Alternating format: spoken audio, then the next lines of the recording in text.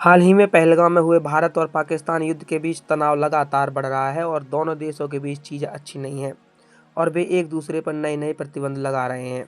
पाकिस्तान की हरकत के बाद भारत के पाक के ऊपर ये पाबंद लगाना जायज़ भी है। हालांकि इस तनाव के बाद पूरी दुनिया चिंता में है और इसमें यूएन भी शामिल है। यूएन भी दोनों देशों में शांति की अपील कर चुका है, लेकिन जिस तरह से दोनों देशों में तनाव है उस हिसाब से चीज़ें ठीक नहीं चल रही हैं। इस घटनाक्रम के बीच बाबा बेंगा की भविष्यवाणी चर्चा का विषय बनी हुई है।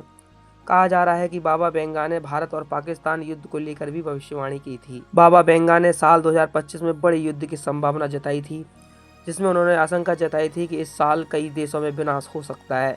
हालांकि उन्होंने किसी देश का नाम नहीं लिया था, लेकिन इसके पहले की गई उनकी कई भविष्यवाणियां सच हुई हैं।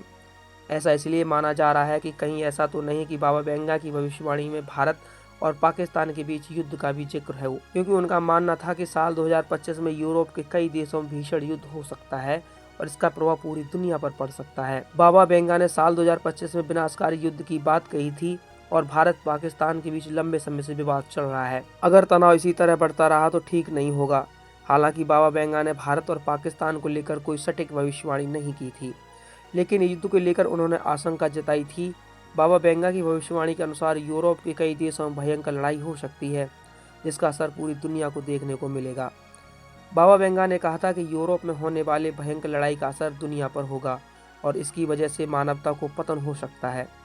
इसकी वजह से पूरे विश्व में एक बड़ी चुनौती पैदा हो सकती है। रूस यूक्रेन युद्ध को इसके उदाहरण के रूप में देखा जा सकता है। इसकी वजह से सिर्फ यूरोप ही नहीं बल्कि पूरी दुनिया प्रभावित हो रही है।